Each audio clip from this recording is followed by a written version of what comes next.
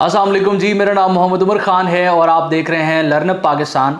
आज के इस लेक्चर में Punjab enforcement and regulatory authority की तरफ से जो फिजिकल टेस्ट कंडक्ट होने वाले हैं उस हवाले से बात करेंगे। अगर आप एक ऐसे कैंडिडेट हैं जिसने इन्फोर्समेंट ऑफिसर में अप्लाई किया है या आपने इन्वेस्टिगेशन ऑफिसर में अप्लाई किया है और आपके फिजिकल टेस्ट के हवाले से आप कंफ्यूज्ड हैं, तो तमाम की तमाम डिटेल्स आज के इस लेक्चर में हम डिस्कस करने वाले हैं। इस वीडियो में हम टेस्ट डे इंस्ट्रक्शन से लेके आपकी फाइनल सिलेक्शन किस तरीके से होगी, क्या प्रोसेस ऑप्ट किया जाएगा, इन तमाम चीज़ों को जो है कवर करने वाले हैं। तो अगर आप एक ऐसे कैंडिडेट हैं जो Punjab enforcement and regulatory authority के हवाले से अपने आप को प्रिपेयर कर रहे हैं, इस जॉब में अपेयर होना चाहते हैं, तो आपने सिंपली डिस्क्रिप्शन में मौजूद हमारी कम्युनिटी को ज्वाइन करना है, हमारी व्हाट्सएप कम्युनिटी का हिस्सा बनना है। इसके अलावा अगर आप पीरा को प्रिपेयर करना चाहते हैं, चाहे इन्फोर्समेंट ऑफिसर की प्रिपरेशन कर रहे हैं या इन्वेस्टिगेशन ऑफिसर की प्रिपरेशन कर रहे हैं, तो आप लर्नअप पाकिस्तान की कम्युनिटी को सब्सक्राइब करके अपने आप को जो है कंप्लीटली प्रिपेयर भी कर सकते हैं। बिकॉज तैयारी के हवाले से जैसे ही फिजिकल टेस्ट कंप्लीट होंगे उसके बाद हम प्रिपरेटरी मटीरियल भी आपके साथ शेयर करना स्टार्ट कर देंगे। आप तमाम लोग इस चीज़ से वाकिफ होंगे कि Punjab enforcement and regulatory authority की तरफ से फिजिकल टेस्ट के हवाले से आपको रोल नंबर स्लिप्स और रनिंग बैच मेल कर दिए गए हैं। वो तमाम लोग जो इन्वेस्टिगेशन ऑफिसर में अप्लाई कर चुके हैं, आप लोगों की टेस्ट डेट्स जो है 11 फरवरी और 12 फरवरी हैं। 11 फरवरी जो है वो टेस्ट डे है और मुतबादल दिन के तौर पर 12 फरवरी को रखा गया है। इसी तरीके से जो इन्फोर्समेंट ऑफिसर है उसका जो फिजिकल टेस्ट होना है वो 13 फरवरी को होना है और मुतबादल डे के तौर पे जो है 14 फरवरी को इसमें रखा गया है। अब सबसे पहले तो हम टेस्ट डे इंस्ट्रक्शंस के हवाले से बात करते हैं। तीन चीज़ें मैंडेटरी हैं आप तमाम लोगों के लिए अपने साथ लेके जाना। सबसे पहले आपकी रोल नंबर स्लिप, इसका प्रिंट आपने ले लेना है। उसके बाद रनिंग बैच का प्रिंट ले लेना है, या आपको ईमेल कर दिया गया होगा, आपने मेल को आपने चेक करना है। इसके अलावा आपने अपना ओरिजिनल CNIC अपने साथ लेके जाना है और इसमें किसी किस्म का एक्सक्यूज़ आपसे एक्सेप्ट नहीं किया जाएगा कि आपके पास ओरिजिनल CNIC नहीं है, गुम हो गया है, उसकी कॉपी लेके आए हैं या आपने अप्लाई किया हुआ है आप टोकन लेके आए हैं। इस तरह की किसी किस्म की जो है ना चीज़ एक्सेप्ट नहीं की जाएगी। तो आपने अपना ओरिजिनल CNIC लाजमी लेके जाना है। और इसके अलावा आपका जो भी फिजिकल टेस्ट का सेंटर है उस सेंटर पर आपने टाइम से 30 मिनट पहले पहुंचना है, रिपोर्टिंग टाइम से 30 मिनट पहले पहुंचना है। वो तमाम लोग जो सेम सिटी में ट्रैवल नहीं कर रहे, किसी और जगह से आ रहे हैं, तो कोशिश करें कि आप टाइमली ट्रैवल करें ताकि आप अपनी डेस्टिनेशन पे बताए गए वक्त से पहले पहुंच जाएं। यानी कि अगर उसने रिपोर्टिंग टाइम से 30 मिनट पहले का कहा है तो आप जो है वो 1 घंटा पहले उस वेन्यू पर पहुंच जाएं। अब इसके अलावा जो instruction Punjab enforcement and regulatory authority की तरफ से दी गई है उसमें क्लियरली बताया गया है कि सबसे पहले आपका रनिंग टेस्ट लिया जाएगा। यानी कि जैसे ही आप सेंटर में पहुंचेंगे आपको उस वेन्यू पर ले जाया जाएगा जहां पर आपकी रनिंग होनी है और आपने 1 मील की दौड़ कंप्लीट करनी है। अगर आप इन्वेस्टिगेशन ऑफिसर में अप्लाई कर चुके हैं तो आपने 1 मील को 8 मिनट में कवर करना है। इन्फोर्समेंट ऑफिसर के लिए अप्लाई कर चुके हैं तो आपने 1 मील को जो है वो 9 मिनट में कवर करना है। फीमेल्स के लिए इसी तरीके से दोनों सीट्स का टाइम जो है वो डिफरेंट है।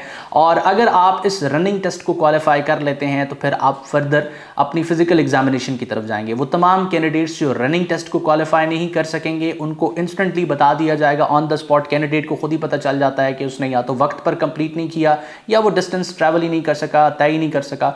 और जो तमाम लोग फिजिकल आपका जो फर्स्ट स्टेप है रनिंग टेस्ट वो क्लियर करेंगे उनकी फिर जो है ना उसको फिर उन तमाम कैंडिडेट्स को जो है फिर सेम डे पे फर्दर वेन्यू की तरफ लेके जाया जाएगा जहां पर आपकी BMI को कैलकुलेट किया जाएगा। और इसके अलावा आपकी जो स्टैंडर्ड्स हैं फिजिकल स्टैंडर्ड्स उनको देखा जाएगा जिसमें हाइट वगैरह है। अच्छा, इसमें एक और चीज़ देखनी है आपने, इसमें नज़र वगैरह का कोई टेस्ट फिजिकल में इंक्लूडेड नहीं होगा। इसके अलावा जिनका BMI 27 से ज़्यादा है वो कंफ्यूज हैं कि 27 से ज़्यादा है। अब मैक्सिमम बताया गया है कि 27 होना चाहिए।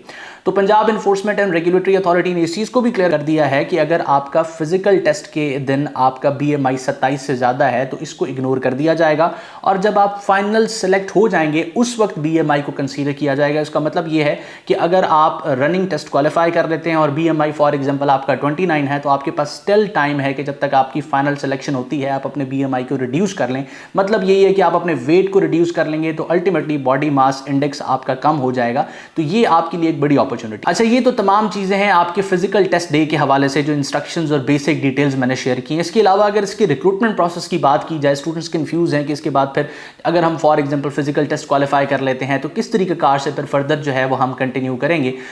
तो जितने भी लोग फिजिकल टेस्ट को क्वालिफाई करेंगे उनके नाम जो है उसको एक फहरिस्त के तौर पे पंजाब पब्लिक सर्विस कमीशन को भेज दिया जाएगा। फिर पंजाब पब्लिक सर्विस कमीशन की वेबसाइट पर जाकर आपने अप्लाई करना होगा क्योंकि इसका रिटन एग्जाम जो है पंजाब पब्लिक सर्विस कमीशन ने कंडक्ट करना है 6 ₹600 फीस आप डिपॉजिट करवाएंगे। उसके बाद आपका जो है वो रिटन एग्जाम लिया जाएगा। रिटन एग्जाम के बाद अगर वो कंसीडर करते हैं तो एक साइकोलॉजिकल टेस्ट होगा, उसके बाद फाइनल आपका इंटरव्यू होना है और फिर जो सूटेबल कैंडिडेट्स होंगे उनकी फहरिस्त Punjab enforcement and regulatory authority को भेज दी जाएगी और फिर वो तमाम कैंडिडेट्स जो सक्सेसफुली रिटन एग्जाम को और इंटरव्यू को क्वालिफाई करेंगे उनको दोबारा से मेडिकल बोर्ड के सामने अपेयर होना होगा। यहाँ पर आपकी सारी फाइनल एग्जामिनेशन की जाएगी और फिट कैंडिडेट्स को जो है वो अपॉइंटमेंट लेटर इशू किए जाएंगे। अब यहाँ पर जो वो BMI वाली बात है वो आपने अपना BMI कवर करना है। जब आप फाइनल मेडिकल बोर्ड के सामने जाएंगे तो उस वक्त आपका BMI जो है वो 27 होना चाहिए।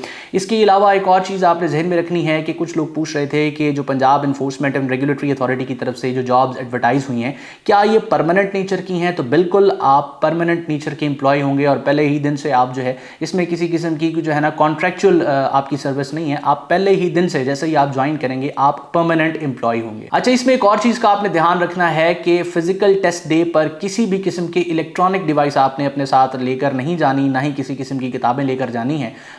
इससे मुराद यह है कि आपने स्मार्ट वॉच वगैरह और इस तरह की मोबाइल फ़ोन डिवाइसेस अपने साथ लेकर नहीं जाने।